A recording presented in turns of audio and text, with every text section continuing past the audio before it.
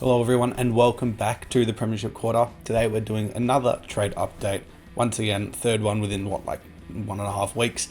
Given it all, sort of going through some of the trades that have already happened, recapping my thoughts on them, who I think won the trade, if there was a winner at all, then where I think these teams sort of want to head now that they've completed these trades. Also recapping some of the free agency signings that have officially been completed, such as the Sam Draper and Oscar Allen.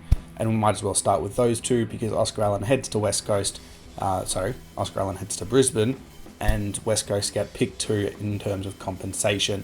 Obviously, they made the Brandon Starcevich trade so that it wouldn't dilute it because the AFL said no, we won't allow any outside factors for that, which I'll get onto shortly, that trade. But I think for Brisbane, they just get better. Probably fits pretty nicely alongside Hipwood and Morris, I'd say. Probably means Hipwood has to play second ruck at times. But with the RC forward in there at the moment, whilst Draper has to recover, you sort of have to deal with that a little bit. And then you've got obviously Sam Draper joining Brisbane and for Essendon receiving a end of first round or start of second round compensation pick, which probably was going to happen all the way through. He was never really worth a first round pick. A lot of people say Josh Battle deserved it, so Sam Draper did. Josh Battle was on more money, and he was in the same age bracket, so there was no real argument in that factor. I think for Essendon, you sort of take that and run, because I'm not a huge fan of Draper, and I don't think he will do as well as the contract he's on at Brisbane. I think that was a bit of a hash decision, although kind of needed because McInerney did retire. So we might as well get into the trade that was completed with a 3-4 team trade in the end. That resulted in Brisbane getting in pick 17, 23, 45 and 51 in exchange for Starcevich, pick 20, 47 and 53. For the most part, this is pretty fair. They move up a couple spots in 45 from 47 and 53 to 51, which helps them a little bit in their bid for Dylan Patterson in the top end of the draft with that, which I think is fine, or Daniel Annable. I think it's Annable. And then pick 17 and 23 for Starcevich and 20, I think is right around fair value. It was going to be always hard which picks they were going to get from West Coast in terms of Starcevich, and I think opening this up for them certainly helps because you do pick 20 and 20 for 17 and 23. That pretty much works out. And I think for them, this is a very fair trade. Then we head to West Coast. They get in Brandon Starcevich, pick 13 and pick 53. And then they lose pick 17, 23 and 24. I think for the most part, you sort of take this and that's fine. 17, I think, works out pretty fair for Starcevich, and then 13 for 23 and 24. I think you take that as well. You move up, you're going to get a higher end talent. You can target someone like Jacob Farrell in this year's draft, who's probably going to play off halfback to start with, and they can slowly develop into a midfielder along the likes of Naz and Jordan Dawson and Hayden Young, even an Ed Richards, those sort of types, left-footed, although Naz isn't that, but starts off halfback, gets to see the game in front of him, and then can develop slowly into a midfielder. I think he's a really key piece for this future, and I think he can work quite well in that midfield if he does become that alongside the likes of Elijah Hewitt and Harley Reid. So I think for West Coast, you're pretty much nailed on exactly what you need to do here. You get in a short-term fix in Brandon Starcevich, and also get a higher pick because pick 23 and 24 aren't going to do much, and you move up with your 17. That leaves us to Fremantle getting in Judd McVee, pick 20 and 47, and then they move out pick 13, 34, 45 and 51. The actual trade involved pick 23 instead of Judd McVee. However, obviously, they then went on to trade that to Melbourne to get McVee's services. I think for the most part, this is a really good trade for them. You get in a player who can help Jordan Clark off the half-back line as well, because they sort of need that with Hayden Young moving into the midfield. You look at pick 20, you can still get a high-end pick or potentially trade that back even further to get some more points for some of their academy players that are going to be in that 25 to 30, 35 range. And then you lose that first-round pick that you're not going to really need because you took Murphy Reid in last year's draft, and there's no other real top-end high draft picks from WA that you need to go for. And then you do trade away a few later picks, but it's not necessary when you do get in Judd McVee. I think with Fremantle's age, they want to win now. There's no need for later picks. Melbourne obviously 24 for Judd McVie. I thought maybe you could argue for that earlier pick, the pick 20, but I think in the most part, a lot of players want to leave them, and yeah, there's nothing else really in this trade for Melbourne. I think you take it and run. It's about fair value, and surprisingly, a 14 trade in the end, all teams win, and no team really gets stolen, and I think this is pretty well done on all fronts, which is a surprise. We then do have a couple more trades that got done. Sam Flanders for pick 8. It's just both teams here, St Kilda and Gold Coast, getting it done in a straight swap. A lot of people have wanted to argue that he's not worth it. However, when you consider that there's going to be at least 4 bids in front of this pick, being the 2 to Gold Coast, the 1 to Brisbane, and Harry Dean being the father-son, that pushes it back to 12, and this is in a really weak draft as well. So Flanders is probably worth about pick 15 in a regular draft. That's where the value comes in. St Kilda just said, yep, we're not going to pick up. We want Sam Flanders. We're going to take you, and we're going to be willing to get rid of this pick, and they do. So I think, yeah, Gold Coast now get more ammunition to be able to go for Petracca, and I'll certainly talk about this pick 8 in those talks for Petracca soon, because I think that's a really important thing for Gold Coast to potentially look at for Melbourne. But the last 2 trades that have already been completed, Marcus Rosas Jr. for 63 for picks 52 and 70. Gold Coast get a couple picks that they can use instead of just the one that they had in 62. They move up to get into that 54 top, because that's where the draft points come from. And I think Sydney get a decent small forward. And then we also go to Fremantle getting in 51 and 69 for 54 and 72.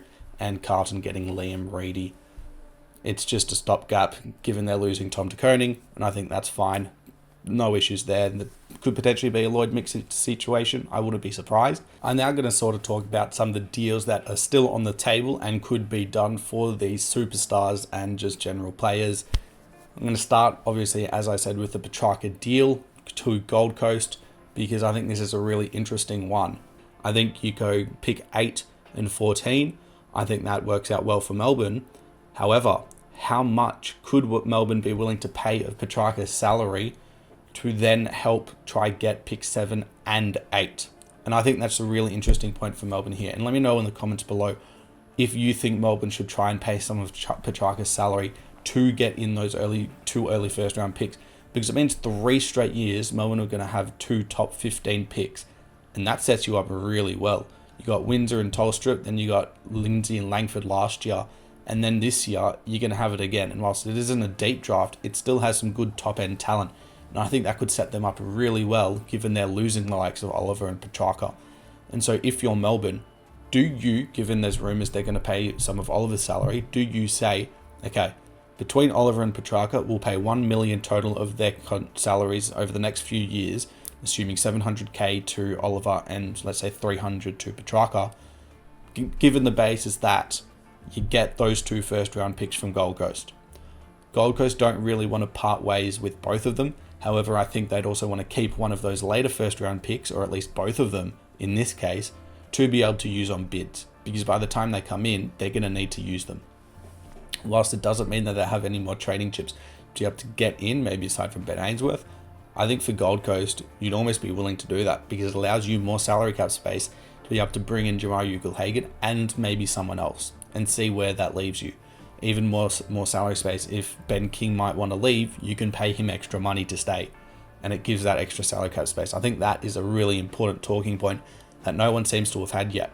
And I might as well jump straight into it for the Oliver situation, because GWS are seen as the right hot favourites at the moment, and I can understand why. Because you look at the midfield there, Oliver, Green and Callahan, I think that works pretty well. Whilst Clayton Oliver is the perfect fit alongside those two, he's still better than Josh Kelly, who's going to miss a lot of next year. He's still better than Stephen Cornelio as well. And then you don't want Toby Green going in the midfield at this stage in his career either. So I think for them, it's a really good short-term fix, and you're not paying him a lot of money. And that's really important. So I think a deal for Clayton Oliver could potentially revolve around that Melbourne first round pick that they do have, I believe, that they didn't trade away, and then also getting in, GWS's first round pick that they have. I think a deal revolves around that GWS pick that they have, that first round pick, going to Melbourne in exchange for Oliver and then maybe that 24 back, or even one of their later picks, I believe, which is 25 and 29, one of those going back to GWS. I think that's where the deal revolves around.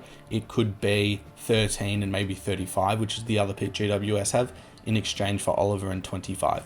I think that's where the emphasis of the deal comes around. And I think if you're GWS, you're comfortable trading away your first round pick because you're getting in someone with in the caliber of Clayton Oliver, and because you've hit the draft pretty well over the last few years, given the likes of Perryman and Cumming have left and given you picks. So I think for Melbourne, you get another first round pick. You absolutely take that for Oliver, even if it means you're giving up a second. And then whilst you do have to pay Oliver's salary, all that off-field stuff isn't there for you anymore. And I think you take that. I think that would be absolutely perfect for Melbourne and could potentially leave them with pick 7, 8, I think 14 at the moment with that GWS pick, and also pick 24 that they got in exchange for Judd McPhee.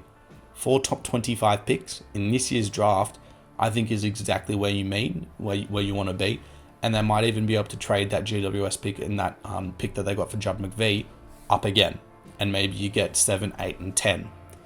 Whether that happens, I don't know, because it could be Hawthorn trading back to get those 2 picks that they had to Essendon.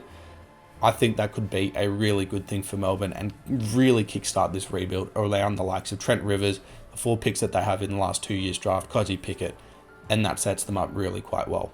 Rowan Marshall also has officially requested a trade to Geelong. I don't remember if I've talked about this before. Maybe it's just a rumour, but he has officially requested that trade, and the deal would revolve around a first-round pick. St Kilda want that future first from Geelong, whereas Geelong would much rather give away their first-round pick in this year's draft.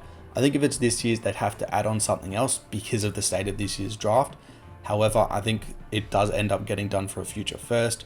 Have heard rumblings of Sam Koning being involved. However, that seems pretty much shut down as of so far. I wouldn't be surprised if a player does end up coming back to St Kilda, but with list spots being tight with so many incomings, I don't know how much that could potentially impact the hurt of St Kilda going for other pieces, given some people in the media like Damien Barrett still believe they've got more to do.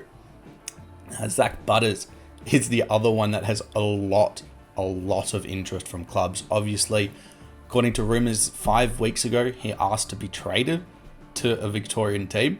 Port Adelaide were very adamant in shutting that down. However, in the AFL landscape, if players want to leave, players leave. We know this. This is how it gets done. Whilst it might not mean this year, it does mean eventually they will get traded.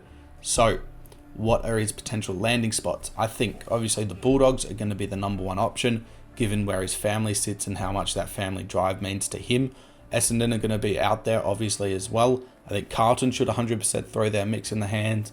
And then Collingwood would want to. I don't think they've got enough value to be able to give up for him. However, I wouldn't be surprised if they just say, yep, we want him. Doesn't do anything, though. St Kilda will probably also want to be in the mix. However, they might not have the salary cap space given how much they're spending this year, even though Gubby Allen might say the otherwise. But what would his value mean? Because that's what a lot of this would look like. It's got to be 3 first-round picks. I think that is the absolute minimum for them. You look at potentially a Carlton in that sort of situation.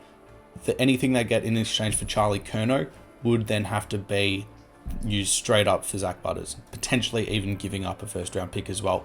Let's say they get back from Sydney's pick this year and Sydney's future first next year.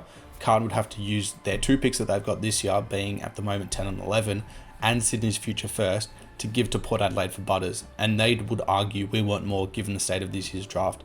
And Carlton don't want to give up any more first given what they've got in next year's draft and Cody Walker. They're going to want even more picks in next year's draft. So, for Carlton, it'd have to revolve around everything they get for Curnow, and arguably more, because of how good Zak Butters is and the age difference between the two. For someone like the Western Bulldogs, obviously they've got a top 12 pick this year, and then also they're going to have their first round picks in the next 2 years draft. I wouldn't be surprised if they try and make this a 3 or 4 team trade, being that maybe Riley Sanders moves somewhere else, given that there's rumours to Adelaide at the moment, which is really strange. I don't know why, aside from the fact that he's not getting game time.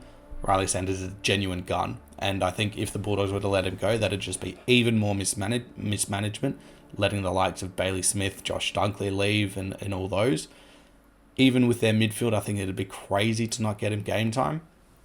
And it might even have to revolve around a deal like Jed Busslinger, who potentially goes to WA, and West Coast are happy to give away one of their picks that they got in. If I'm Port Adelaide, I am not taking anything but 3 first-round picks. And if you're a team like Essendon, you are willing to give up everything under the sun to get a player like Zak Butters. But is it worth it? Because everything you give up in 2 years' time is what you want to be doing to build around him.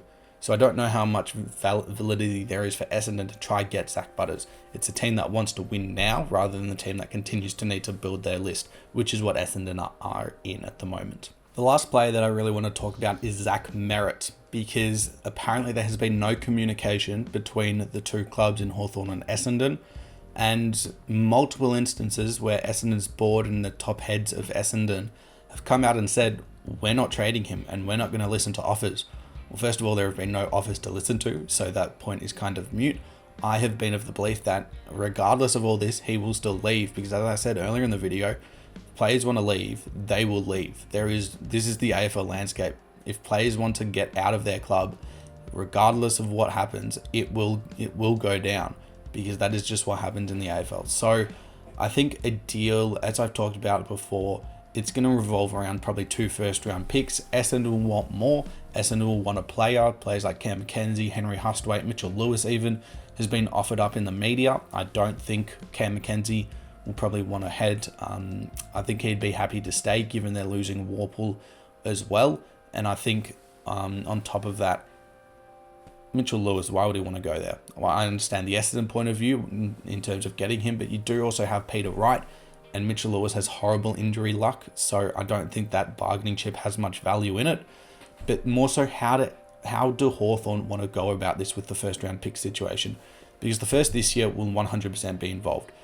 It's just whether they want to trade in to get another first round pick in this year's draft or use their future first.